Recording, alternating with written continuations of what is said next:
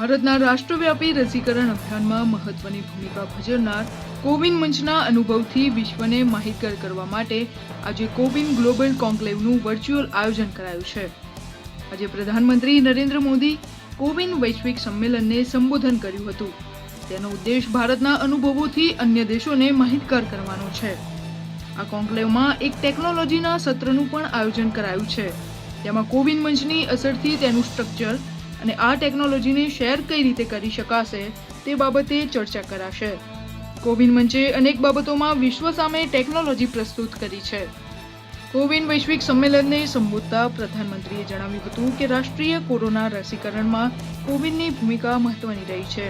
આ ઉપરાંત મહામારીને નાથવા માટે દુનિયાના દરેક દેશે એકજૂટ થવું બહુ જરૂરી છે, કારણ કે કોરોનાની લડાઈ કોઈ પણ દેશ એકલો લડી નહીં શકે.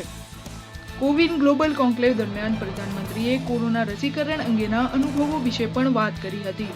કોવિડ વેક્સિનેશનમાં ડિજિટલ માધ્યમની ભૂમિકા ખૂબ મહત્વની રહી છે, જેના કારણે લોકો રસી લેવા જાગૃત થયા છે. આ સાથે આરોગ્ય સેતુ એપના કારણે કોરોના સામે લડવામાં પણ ખૂબ મદદ મળી હોવાનું પ્રધાનમંત્રીએ જણાવ્યું હતું. With nearly 200 million users, this Arogya Setu app is readily available package for developers. Having been used in India, you can be sure that it has been tested in the real world for speed and scale. Friends, vaccination is the best hope for humanity to emerge successfully from the pandemic.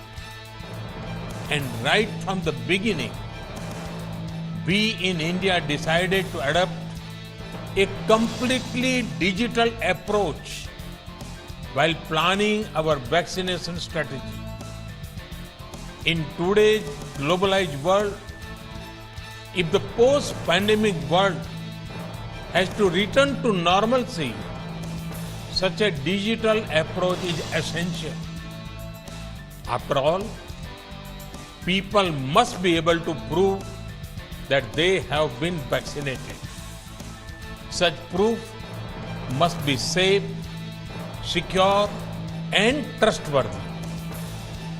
People also must have a record of when and where and by whom they have been vaccinated. શિક્ષા મંત્રી રમેશ પોખરિયાલ એટલે કે નિશંકે આજે national initiative for proficiency in reading with understanding and numeracy એટલે કે નિપુણ ભારતની વર્ચ્યુઅલ માધ્યમથી શરૂઆત કરી છે. રાષ્ટ્રીય શિક્ષણ નીતિ 2020ને લાગુ કરવા માટે લેવામાં આવી રહેલા પગલાઓ માટે નિપુણ ભારત મહત્વપૂર્ણ પ્રયાસ બની રહેશે. આ દરમિયાન એક શોર્ટ ફિલ્મ, ગીત અને નિપુણ ભારતના કાર્યો સંબંધિત દિશા નિર્દેશો પણ જાહેર કરાયા છે.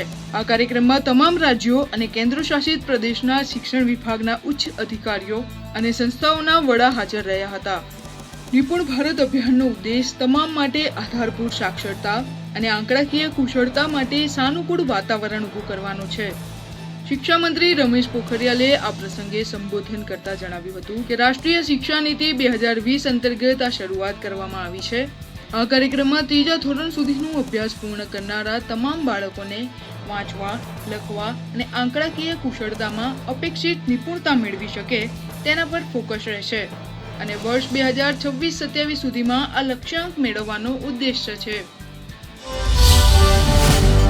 કોવિડની રસીના ઉત્પાદનમાં થતા વધારાને ધ્યાનમાં રાખીને સરકારે રસીના ઝડપી પરીક્ષણ અથવા તો રસીને ઉપયોગમાં લેતા પહેલા તેના સત્તાધિકારીની સુવિધા માટે વધુ લેબોરેટરીઓ આપવાનો નિર્ણય લીધો છે.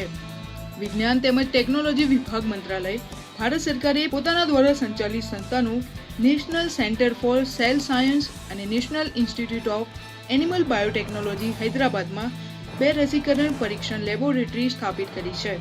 પીએમ કેર ફંડ ટ્રસ્ટના સહયોગથી ખૂબ જ ઓછા સમયમાં બંને સંસ્થાનો આધુનિક સુવિધાઓથી સજ્જ કરાઈ છે.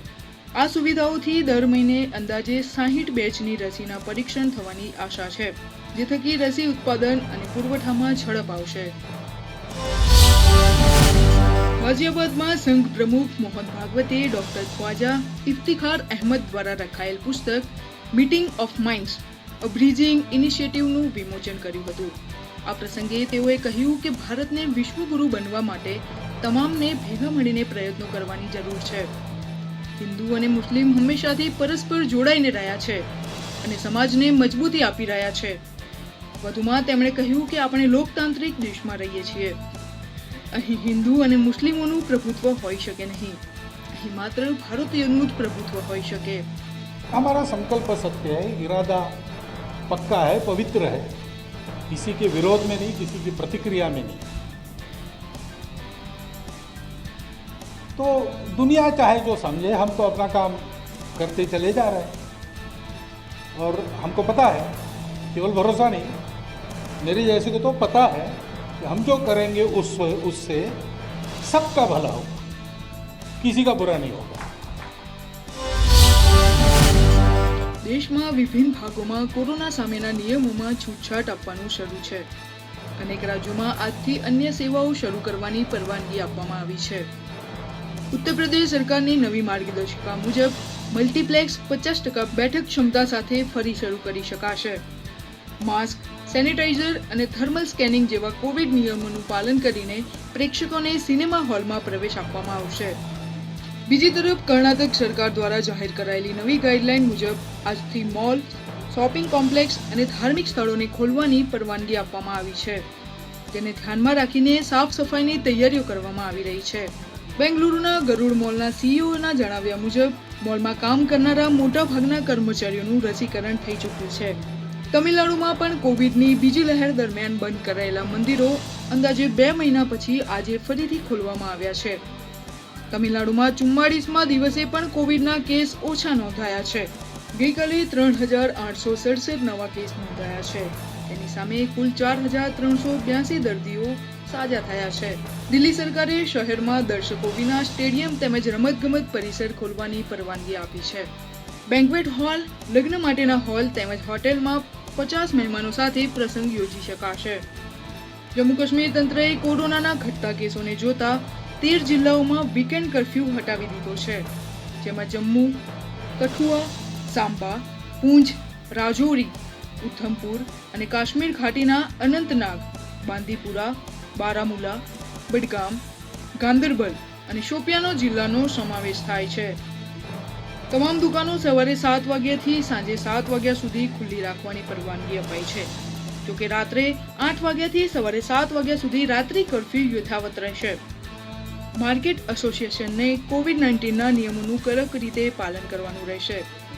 રેસ્ટોરન્ટ અને બાર તેની કુલ બેઠક ક્ષમતાના 50% બેઠકો માત્ર એ ગ્રાહકો માટે ખોલશે જેઓએ રસી લીધી છે અથવા તો જેઓની પાસે છેલ્લા 48 કલાકનો RT-PCR રિપોર્ટ છે.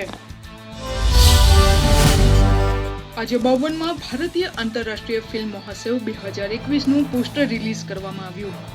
કેન્દ્રીય મંત્રી પ્રકાશ જાવડેકર દ્વારા પોસ્ટર સાથે ફિલ્મ મહોત્સવની બુકલેટને રિલીઝ કરવામાં આવી.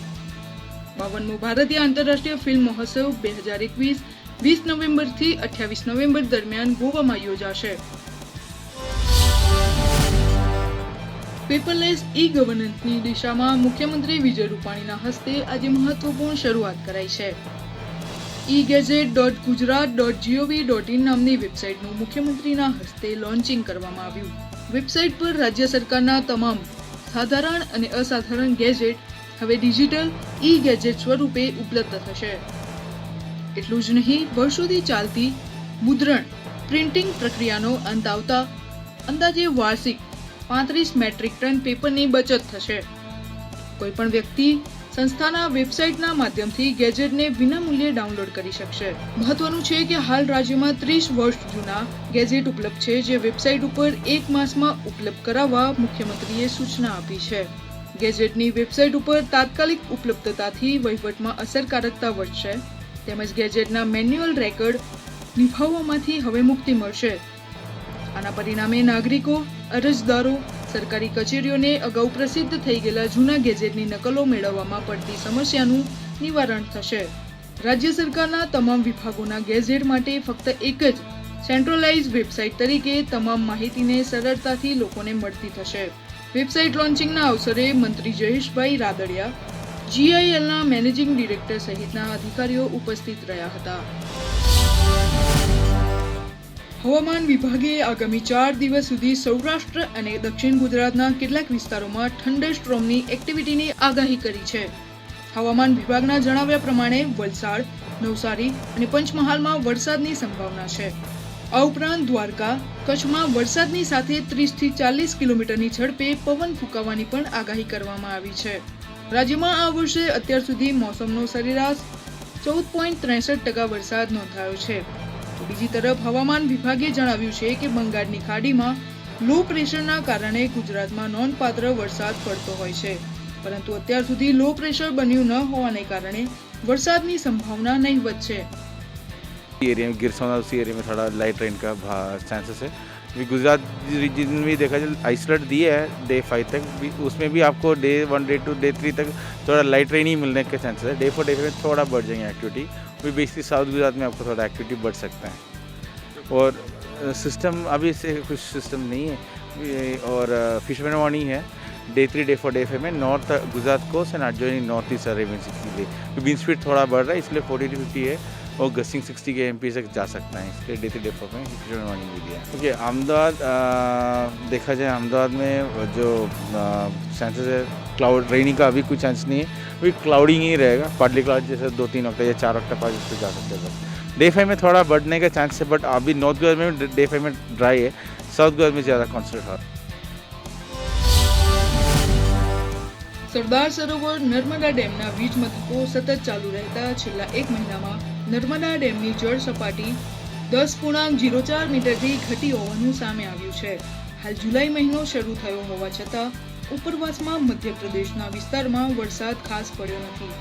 બીજી તરફ ચોમાસાને ધ્યાનમાં રાખીને સરદાર સરોવર નર્મદા ડેમના 1200 મેગાવોટના રિવર બેડ પાવર હાઉસના વીજ મથકોને સતત ચલાવવામાં આવતા પાણીના વપરાશના કારણે નર્મદા ડેમની જળ સપાટી 5 જૂનના રોજ 123.38 મીટર હતી, જે આજે 5 જુલાઈએ 113.34 મીટર થઈ છે. નર્મદા બંધમાં જાવક સામે નવા નીરની આવક ઘટી રહી છે, છતાં નર્મદા બંધના તમામ જળ વિદ્યુત મથકો છેલ્લા 1 મહિનાથી ચાલુ હોવાથી સપાટી 1 સપ્તાહમાં 2 મીટર ઘટી છે. બંધમાં હાલ જીવંત પાણીનો જથ્થો 34,000 કરોડ લીટર છે અને રોજ 3.87 કરોડનું વીજ ઉત્પાદન થઈ રહ્યું છે. અમદાવાદ ખાતે ટપાલ સેવાને લગતા પ્રશ્નોના નિરાકરણ માટે ડાક અદાલતનું આયોજન કરવામાં આવેલ છે. આ માટે senior superintendent of post office શહેરી વિભાગ અમદાવાદ 380009ની કચેરી ખાતે 14 જુલાઈ 2021ના રોજ 11 કલાકે ડાક અદાલતનું આયોજન થશે. આ માટે senior superintendent of post office શહેરી વિભાગ દરેક ફરિયાદને વ્યક્તિગત રૂપે સાંભળશે અને સમસ્યાનો સ્થળ પર જ સમાધાન કરશે. અમદાવાદની પોસ્ટ ઓફિસની ટપાલ, મની ઓર્ડર, કાઉન્ટર સેવાઓ સંબંધિત ફરિયાદ senior superintendent of post office income tax અમદાવાદને મોકલવી, જેથી નિયત તારીખ 7 જુલાઈ 2021 સુધી અત્રે કચેરીએ પહોંચી શકે. ફિલિપાઇન્સ હવાઈ દળનું વિમાન C-130 રવિવારે તૂટી પડતા 45 લોકોના મોત થયા છે. ફિલિપાઇન્સના સંરક્ષણ મંત્રાલયે જણાવ્યું છે કે 50થી વધુ જવાનોને બચાવી લેવાયા છે. મૃત્યુ પામનાર મોટાભાગે સેનાના જવાનો હતા, પણ વિમાન તૂટી પડતી વખતે જમીન ઉપરના 3 નાગરિકો પણ મૃત્યુ પામ્યા છે. 4 નાગરિકો સહિત 53 જણને ઈજા થઈ છે. સેનાના 5 જવાનો હજી પણ લાપતા છે.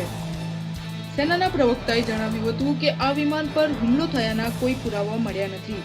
ઉલ્લેખનીય છે કે જોલો આઇલેન્ડ પર ઉતરવાનો પ્રયાસ કરતી વખતે આ વિમાન ક્રેશ થયું હતું. બાંગ્લાદેશમાં કોવિડના કડક નિયમો હોવા છતાં પણ કોરોનાના કેસમાં સતત વધારો યથાવત જોવા મળી રહ્યો છે. ગત 24 કલાકમાં કોવિડ-19 થી રેકોર્ડ બ્રેક 153 લોકોના મોત થયા છે, જે પછી કુલ મૃતકોની સંખ્યા વધીને 15,065 પહોંચી છે. પાછલા 24 કલાકમાં કોરોનાના સૌથી વધુ 8,661 નવા કેસ નોંધાયા છે, જેથી કોરોનાના કુલ સક્રિય કેસોની સંખ્યા વધીને 9,44,917 થઈ છે. સ્વાસ્થ્ય વિભાગે આગાહી કરી છે કે ઊંચા સંક્રમણ દરથી મેડિકલ ઓક્સિજનની અછત સર્જાઈ શકે છે. બાંગ્લાદેશમાં ડેલ્ટા વેરિયન્ટના કારણે કોરોનાના કેસમાં સતત વધારો જોવા મળી રહ્યો છે. વિમ્બલ્ડનમાં આજથી પ્રી ક્વાર્ટર ફાઇનલનો જંગ શરૂ થશે. આજે 20 વખતના ગ્રાન્ડ સ્લેમ વિજેતા સ્વિટ્ઝરલેન્ડના રોજર ફેડરર અને વિશ્વના નંબર 1 ટેનિસ ખેલાડી નોવાક જોકોવિચ વચ્ચે ખરાખરીનો જંગ થશે. ફેડરરે વિમ્બલ્ડનમાં 104 મેચો જીતી છે અને આ 18મી પ્રી ક્વાર્ટર ફાઇનલમાં રમશે. ફેડરરે ત્રીજા રાઉન્ડમાં કેમરૂન નોરીને હરાવીને ચોથા રાઉન્ડમાં પોતાની જગ્યા બનાવી છે. મહિલા વિમ્બલ્ડનમાં એશ્લે બાર્ટી સતત બીજી વાર વિમ્બલ્ડનની પ્રી ક્વાર્ટર ફાઇનલમાં પહોંચી ગયા છે. બાર્ટી પ્રી ક્વાર્ટર ફાઇનલમાં ફ્રેન્ચ ઓપન ચેમ્પિયન બાર્બરા સામે ટકરાશે. કોપા અમેરિકામાં અર્જેન્ટિના અને કોલંબિયાની ટીમ સેમીફાઇનલમાં પહોંચી ગઈ છે. રવિવારે રમાયેલા ક્વાર્ટર ફાઇનલ મુકાબલામાં અર્જેન્ટિનાએ ઇક્વાડોરને 3-0 થી પરાજય આપ્યો હતો. બીજી બાજુ કોલંબિયાએ ઉરુગ્વેને પેનલ્ટી શૂટઆઉટમાં 4-2 થી માત આપી હતી. હવે સેમીફાઇનલમાં અર્જેન્ટિનાનો મુકાબલો કોલંબિયા સાથે થશે.